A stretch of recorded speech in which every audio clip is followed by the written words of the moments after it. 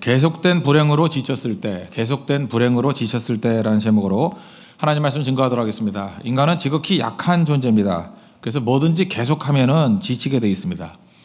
좋은 일도 계속되면 지칩니다. 근데 나쁜 일이야 뭐 말할 것도 없겠죠. 더 지칠 수밖에 없습니다.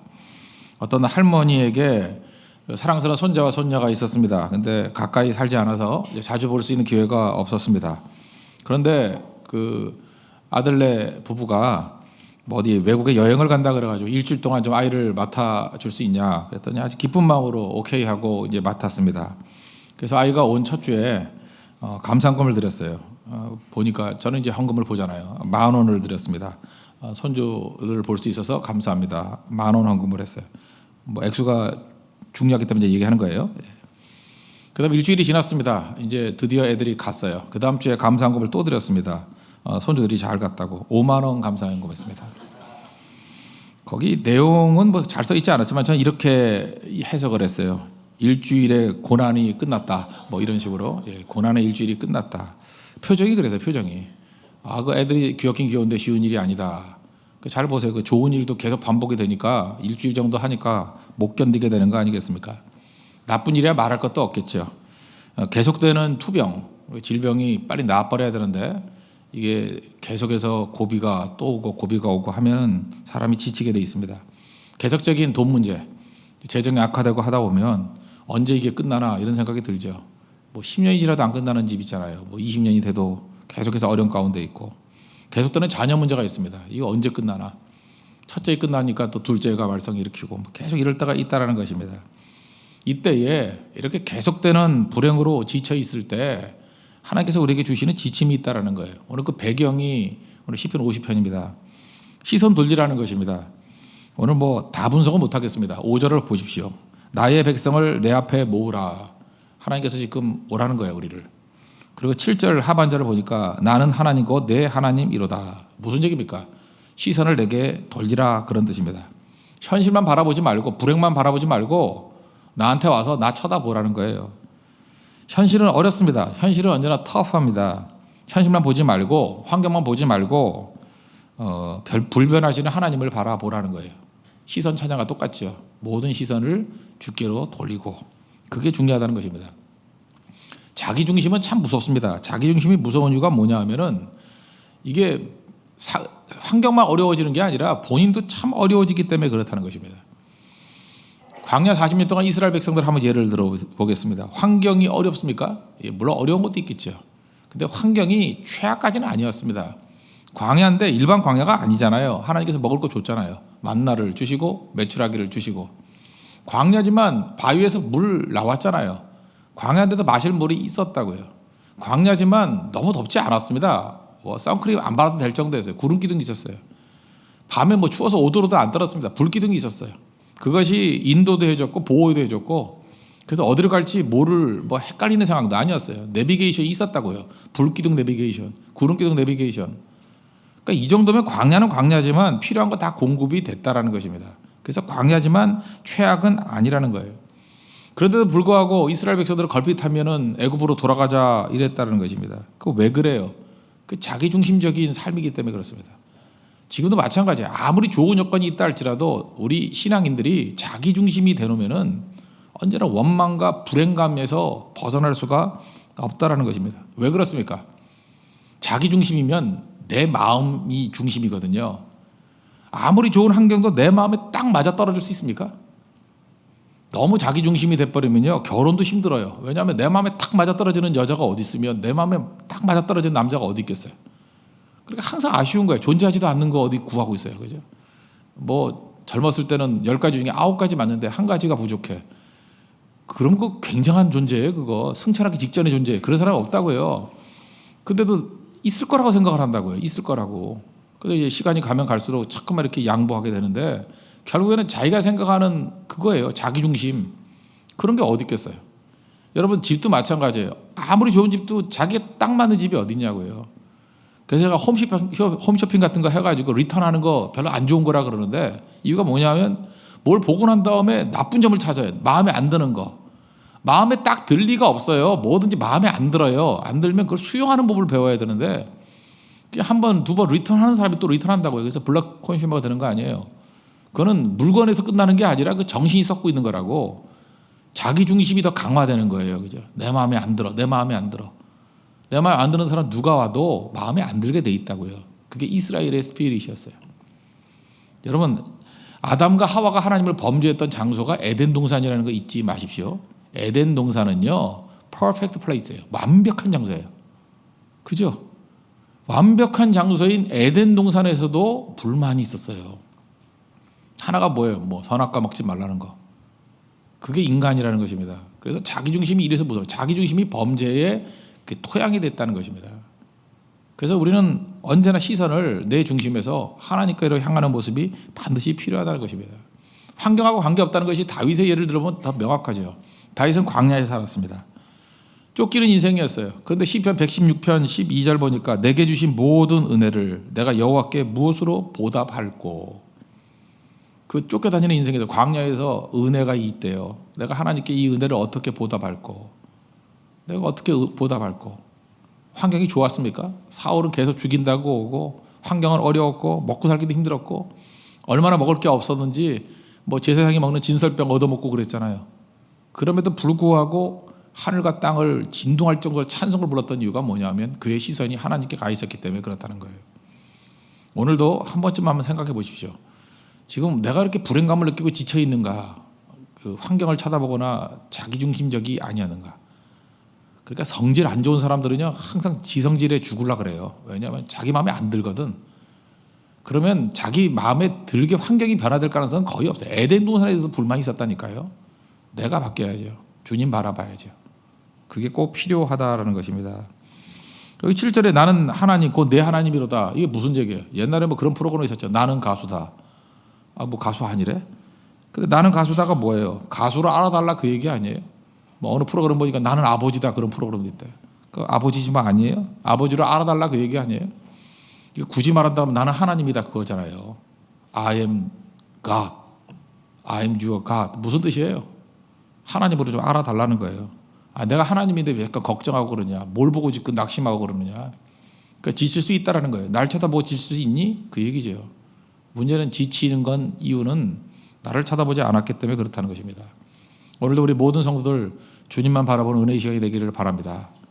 주님 바라보면 어떤 일이 벌어지느냐? 그 14절, 15절 두 절을 중심으로 살피면 세 가지예요. 시선을 돌리고 난 다음에 해야 될 일 세 가지.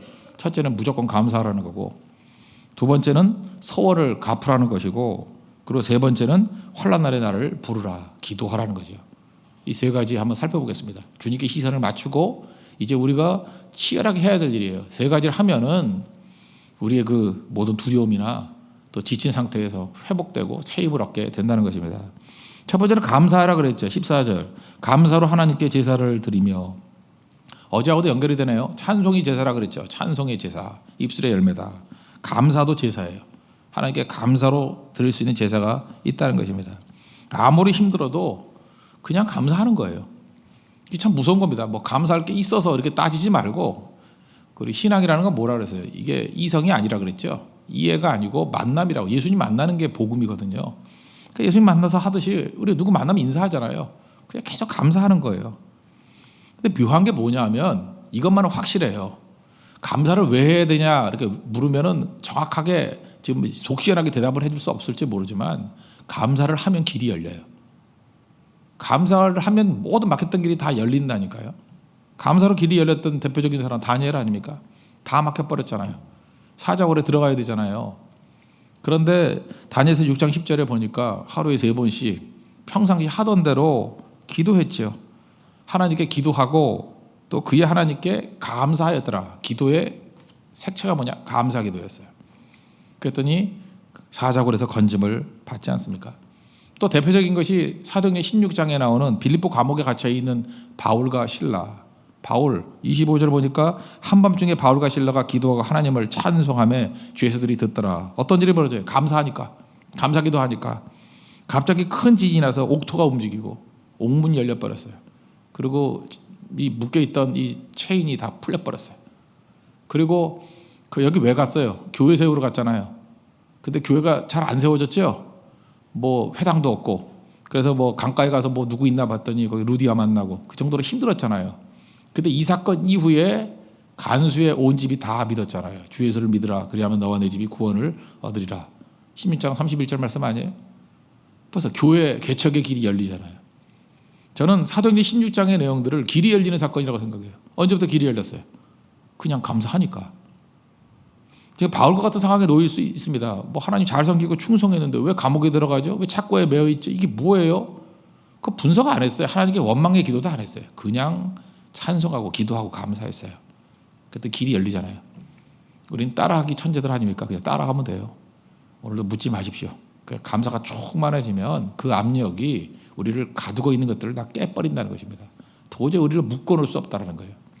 감사가 길을 연다는 거 잊지 마시고, 여러분 사업에 어려움이 있습니까? 감사하십시오. 또 건강에 어려움이 있습니까? 감사하십시오. 회복이 돼요. 자녀들의 문제가 있습니까? 감사하십시오. 그럼 길이 열린다는 거예요.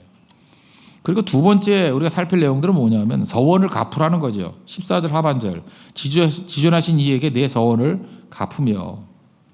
서원이라는 것은 뭐냐면 강한 약속이에요. 약속도 강한 약속이 있고 약한 약속이 있잖아요. 그래서 프라미스 이렇게 얘기 안 하고 바우라는 말을 써요. 바우라는 게 뭐예요? 맹세, 서약 이런 거라고요. 예를 들어서 여러분들 오늘 뭐 12시쯤에 밥 먹읍시다. 그러고 안 지킬 수도 있죠. 뭐 안 그래요? 밥 먹는 게 뭐 죽고 살 일이에요. 그죠? 뭐 소화가 잘 안 된다고 안 먹을 수도 있고, 딴 급한 일 있으면 뭐 나중으로 할 수도 있죠. 이런 건 약한 약속. 근데 결혼 서약은 그렇지 않죠. 결혼 서약은 강한 약속. 그래서 결혼 서약을 marital vow라는 말이 있어요. vow. 여기 써 있는 똑같은 서원이라는 단어를 쓰고 있어요. vow. 그죠? marital vow. 강한 약속이라는 거예요. 그러니까 하나님 앞에 우리가 뭔가 약속한 게 있는 거예요, 지금 우리가. 그런데 순종하지 않은 부분이 있을 거라고요. 그런 것들이 걸림돌이 되는 거예요. 저는 모르죠. 여러분들이 뭐가 그런 게 있는지. 전 몰라요. 근데 벌써 지금 인상들이 안 좋아지는 거 보니까 있는 것 같아요. 다 그죠? 자기 마음에 이제 캥기는 게 있어. 지금 뭔가 하나님 앞에 분명히 이게 순종해야 될 건데 안 하는 것들이 있어요. 그거 갚으래요. 순종하래요. 그럼 그때부터 풀리는 거예요. 자기가 막아놓고 있는 거예요. 막아놓고 자기가. 그때부터 풀리게 된다는 것입니다. 뭔지 이게 중요한 거죠. 은혜 받고 난 다음에 그 이유가 더 중요한 거 아시죠? 그 오스카 와일드라는 19세기 작가가 있죠. 그 사람이 기적 이후라는 그 짧은 우화를 하나 얘기했는데, 이거 뭐 우화니까 사실은 아니에요. 근데 하여튼 의미가 있다고 생각해요. 어떤 술주정뱅이가 있더라는 거예요. 그래서 너 뭐냐 그랬더니 원래는 예수님이 안진뱅이 고쳐줬던 사람이에요. 어떻게 된 거냐 그랬더니 이게 원망하더라는 거예요. 아니 걷기만 만들면 뭐하냐, 직장이 없는데. 걷게 하니까 직장 없다가도 원망하면서 다시 술주정뱅이 되더라는 거예요. 어떤 여자가 그 분위기 좀 애매하게 하고 다니더라는 거예요. 그래서 방탕하게. 또 뭐냐 그랬더니 그 현장에서 가늠하다 잡힌 여인이었어요. 또 뭐냐 그랬더니 이후에도 사람들이 나한테 손가락질하고 돌멩이 던진다고, 그래서 에라 모르겠다고 그냥 이렇게 산다고. 은혜 받은 이유가 제대로 못 사는 거죠. 세 번째 사람은 실명으로 들더라고요. 그죠? 그 깡패예요. 막 주먹질하고 때리고. 너 누구냐 그랬더니 이름이 뭐냐 그랬더니 바디메오래. 그때 뭐냐, 눈 떠보니까 눈 감을 때 몰랐는데 세상이 너무 부조리하다는 거예요. 그죠? 나쁜 놈들이 너무 많다는 거예요. 성질 나가지고 못 참겠다는 거예요. 때리고 다닌다는 거예요. 이제 그런 얘기예요. 뭐 더 설명 안 해도 되겠죠. 간단한 얘기인데 무슨 얘기입니까? 은혜 이후의 삶이 더 중요하다는 것입니다. 은혜로 우리가 하나님 앞에 충만하게 변화가 됐어요. 그럼 그 다음에 이제 순종이 있어야 되고 서원의 갚음, 은혜를 갚음. 다윗같이 이 받은 은혜를 어떻게 보답하리 이루고 나가야 되는데, 그 다음에 이제 먹튀죠. 예, 그 다음에 뭐 불순종하고, 분명히 잘 알고 있는 것들 안 하는 것들, 욕심 때문에 원인이 거기에 있다는 거예요. 서원 갚으래요. 그러면 뚫린대요. 하나님의 은혜 가운데 그런 길들이 활짝 열릴 수 있는 믿음의 종 되기를 바랍니다. 사실 이 배경이 아삽의시라고 돼 있지 않습니까? 아삽. 이 아삽이라는 사람은 다윗 시대와 솔로몬 시대에 살던 사람이에요. 그러니까 성전에서 찬양 리더였던 사람이에요. 그러니까 우리 지금 앞에 서 있던 이정 단장 같은 찬양 단장이에요. 하나님의 언약궤가 들어올 때 함께 동행했던 사람이에요. 역대상 16장 7절을 보니까 그날에 다윗이 아삽과 그의 형제를 세워 이렇게 들어오게 만들었고, 또 16장 37절 보니까 다윗이 아삽과 그의 형제를 여호와의 언약궤 앞에 있게 하고, 그러니까 언약궤 들어올 때 아삽이 그 가문이 중요하게 쓰임 받았어요. 찬양 리더가. 그러다가 솔로몬 때까지 살았어요. 솔로몬 때는 회막에서 이렇게 섬기던 사람이에요. 그게 아삽인데 아마 이 50편은 솔로몬 때 지어진 것 같아요. 시간이 지나니까 이제 사람이 이제 맹랑해진 거예요. 이제 사람이 맹송맹송해지고 열정도 식고. 그러니까 뭐라고 해요? 하나님께 돌아가라 그런 얘기 나오잖아요. 하나님 잊어버린 시대라고. 그래서 22절에 뭐라고 돼 있어요? 하나님을 잊어버린 너희여. 이 시대가 하나님을 잊어버린 시대였다고요. 그 시대 속에서 지금 주시는 배경의 말씀이에요. 그때 뭘 하라고요? 하나님 앞에 서원 갚으라는 거예요. 너희들 왜 이렇게 가슴이 식어든지 않느냐? 받은 바 은혜가 큰데 왜 불순종하고 뻔히 알면서도 그냥 모른 척하고 넘어가느냐? 서원을 갚으라. 지존하신 이에게 내 서원을 갚으라. 그럼 뚫리게 된다는 것입니다. 그리고 세 번째 해야 될 일이 뭐냐 하면 환난 날에 부르짖으라는 거예요. 15절 보니까 환난 날에 나를 부르라. 내가 너를 건지리니 내가 나를 영화롭게 하리라. 저는 50장 15절의 말씀 그대로 인용되는 것이 기도다 이렇게 생각할 수 있지만 뭐 대표적인 게 베토벤이라고 생각합니다. 오늘도 아침에 오다가 베토벤의 그 교향곡 9을 들었는데 9번 교향곡. 전 베토벤을 참 좋아해요. 좋아해서 좋아하는 게 아니고 좋아하려고 작정을 하고 좋아했어요. 이유가 뭐냐면 제 친구들 보니까 다 모차르트를 좋아하더라고. 그래서 기분이 나빠서 왜 모차르트를 좋아하지? 우리 때는 아마데우스라는 영화가 있어가지고 모차르트 다 좋아하고 뭐 태교 음악 그래도 모차르트 음악 들어야 된다고. 제가 모차르트를 뭐 싫어한다기보다도 별로 안 좋아하는 이유 너무 음악이 많아요. 모차르트를 알라 그러니까 한이 없어. 이거 너무 많이 해서 천재기 때문에. 베토벤은 좋아요. 몇 개 안 했어요. 그래서 베토벤 좋아하는 사람이 별로 없더라고. 그래서 좋아하기로 작정하고 이제 듣기 시작했죠. 근데 이 사람은 보니까 노력형이에요. 노력형이고 인생이 불행했어요. 귀도 먹고. 그리고 애쓰고 힘든 거예요. 9개 교향곡 만들었는데 특별히 9번 교향곡이 참 가슴이 와닿아요. 합창이라 그러죠. 대합창. 합창. 귀가 들리지 않을 때 지은 거예요. 악기 중에 제일 좋은 악기가 인간의 목소리라면서요. 그래서 목소리를 집어넣고 싶어서 1장, 2장, 3장까지는 좀 지루할 수도 있어요. 이렇게 잔잔하고 그냥 마음의 평화를 얻으려고 그러면 좋아요. 그러다 4장 넘어가면 앞부분에서 우리 익숙한 아까 찬송가 부르던 64장 그 찬송이에요. 기뻐하며 노래하며 그거 이렇게 쭉 나와요.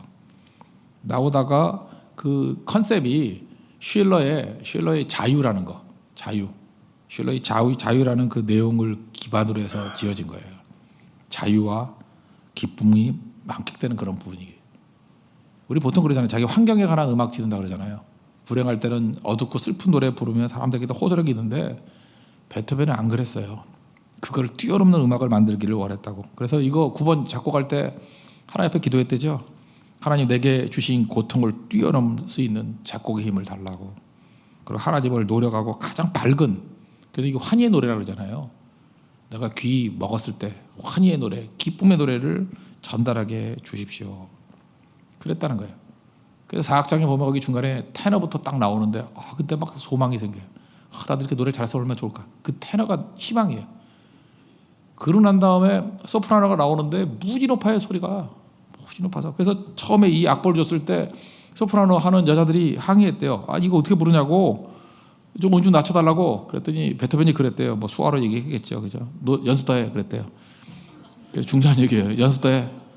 연습 더 해가지고 잘하잖아요. 그죠? 그래서 많은 사람들이요. 생각보다 저만 그런 게 아니라 많은 사람들이 이 9번 교향곡 4악장 들으면서 힘없는 사람 되게 많아요.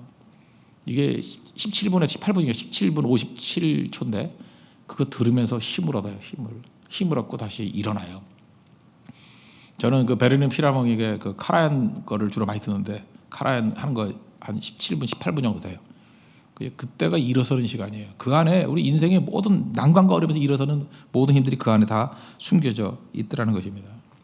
이 기도로 만든 찬양이에요. 저도 지금 꿈이 하나 생겼어요. 우리 교회 성가대가 이 대합창을 부를 수 있는 날이 물론 주님이 오시는 게 더 빠를 수 있다는 생각도 하지만 그래도 소망 가질 수 있잖아요. 그거보다는 뭐 어렵진 않겠죠. 그죠?